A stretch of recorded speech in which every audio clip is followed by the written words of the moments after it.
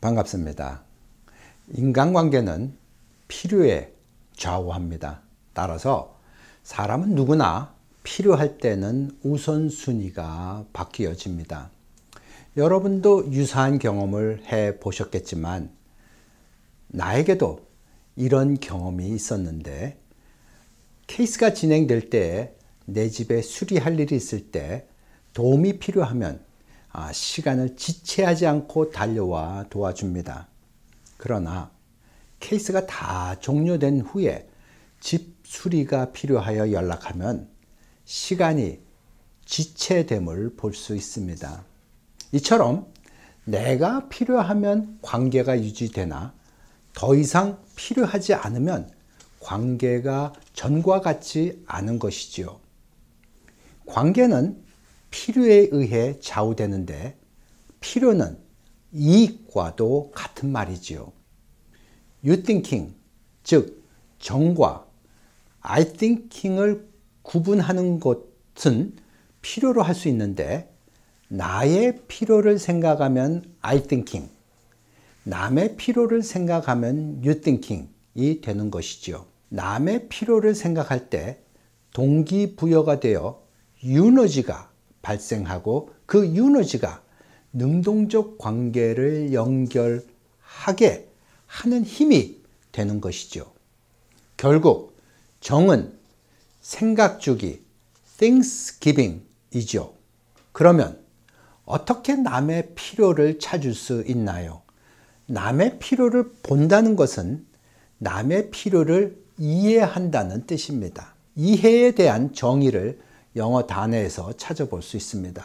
우리가 흔히 쓰는 이해한다, understand 라는 영어 단어는 under, 아래에, stand, 선다, 즉 남의 아래에 서서 남을 이해한다는 뜻입니다. 남을 이해한다는 것은 상대방의 입장에서 본다는 뜻입니다. 우리 집 강아지 맥스는 밤 10시 반경에 나가서 소변을 봅니다. 한 번은 오후에 비가 와서 밤에 잔디가 젖어 있었는데 밖에 나갔다 들어온 맥스가 발을 혀로 핥고 있는 것을 보았습니다. 난 무심코 지나갔는데 그 다음날 생각해 보니 맥스는 잠을 자는 동안 몸의 체온으로 발을 말리면서 추워했을 것을 생각하니 마음이 아팠습니다. 내 양발이 젖었을 때는 얼른 벗어버리고 발을 말렸는데 내가 맥스의 입장에서 이해를 하지 못해서 맥스의 필요를 보지 못한 것입니다. 남의 필요를 보는 유띵킹은 남을 낮추어 보는 것이 아니라 오히려 남의 밑에 나를 낮추는 것입니다. 신기하게도 인생은 내가 누구와 관계를 맺느냐에 따라 틀리는 것 같아요. 한번 여러분의 옆을 한번 보세요. 이웃이나 친구도 필요하면 가까운 사이가 되고 필요가 없으면 관계가 없는 먼 사람들이 되는 거 아닌가요? 그러나 진정한 의미의 이웃은 나를 필요로 하는 사람이라고 하잖아요. 친구도 그렇지요.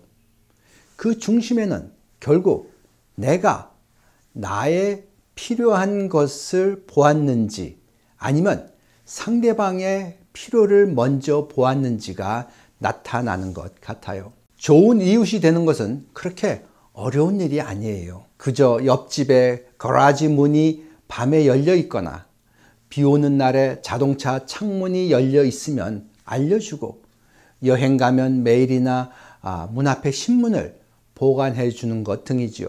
이웃의 필요를 잠깐 신경 써 주는 것이 좋은 이웃으로 친하게 지내는 비결이 되는 것이죠. 그래서 좋은 인간관계를 맺고 싶다면 상대방의 필요를 미리 발견하고 그 사람의 필요를 채워주는 것이 관계의 시작인 것이지요.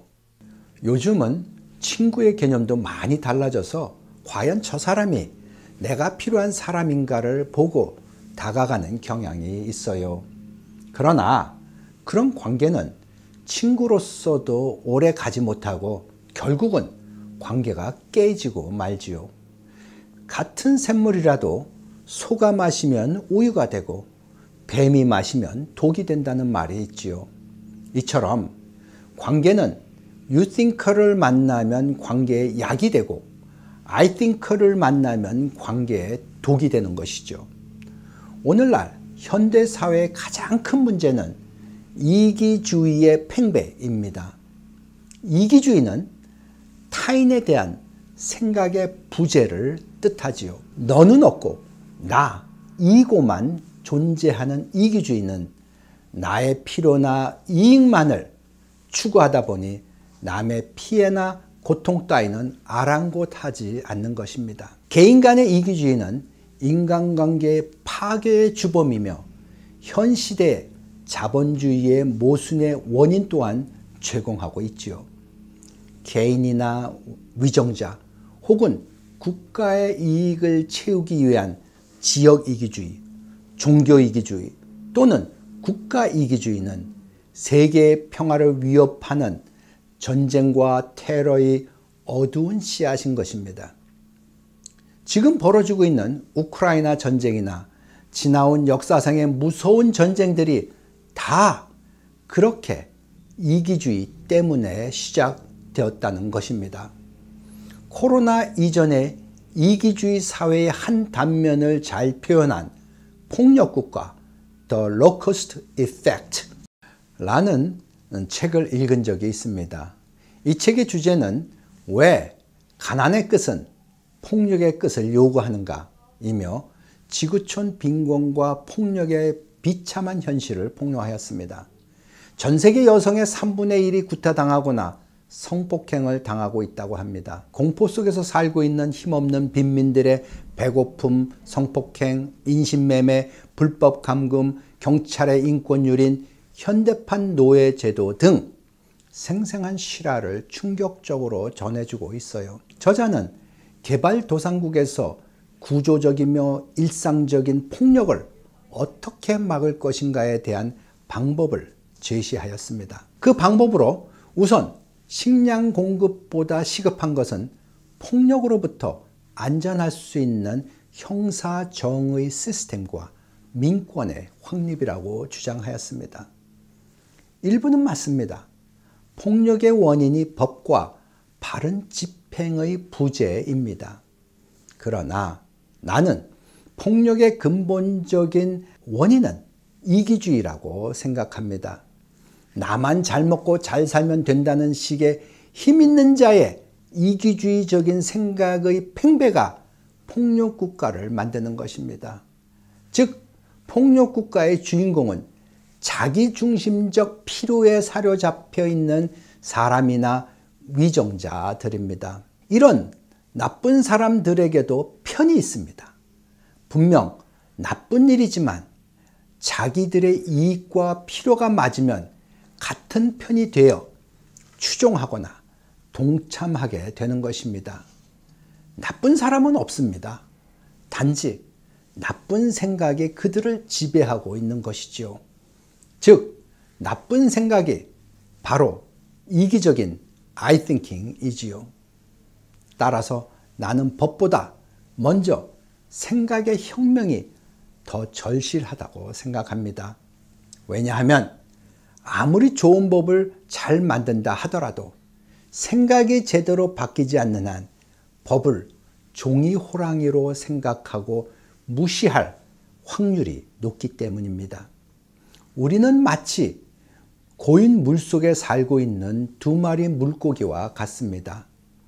고인물을 독차지하기 위해 다른 한 마리를 죽이면 혼자 차지하는 것이 아니라 썩은 송작물로 인해 남은 물고기마저 죽게 되는 것입니다.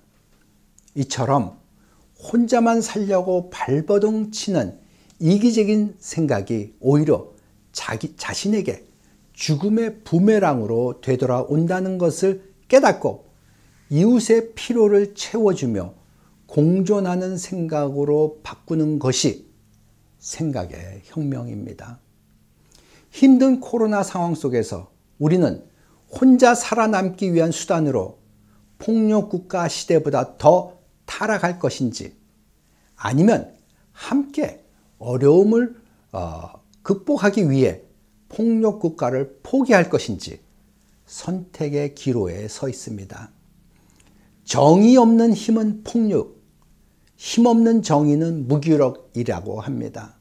나 먼저 혹은 내 국가 먼저 라고 외치는 캠페인 속에 우리의 이타주의는 멍들어가고 지구촌 공동체는 와해되고 마는 것입니다. 개인의 이기가 국가의 이기를 낳고 국가의 이기가 전쟁을 낳습니다. 전쟁은 이기주의의 폭력입니다. 따라서 전쟁은 어떠한 이유를 막론하고 일어나서는 안 됩니다. 생존을 위협받고 있는 코로나 시대에 우리에게 가장 절실한 선택은 전쟁의 폭력이 아니라 다 같이 공존할 수 있는 휴머니즘의 회복입니다. 왜냐하면 휴머니즘의 회복이 바로 인간 승리이기 때문입니다. 휴머니즘의 회복은 바로 정으로 할 수 있는 것이죠. 정은 나와 너를 연결하는 관계의 다리입니다. 정에는 정의 양면성이 있습니다. 정에는 생각주기, Thanksgiving과 감사주기, Thanksgiving이 있습니다. 생각주기는 남의 필요를 생각해 주는 것이며, 감사주기는 남이 나의 필요를 생각해 준 것에 대한 생각주기입니다. 다음 편에는 감사주기에 대한 사이클을 살펴보겠습니다. 여러분, 승리하세요.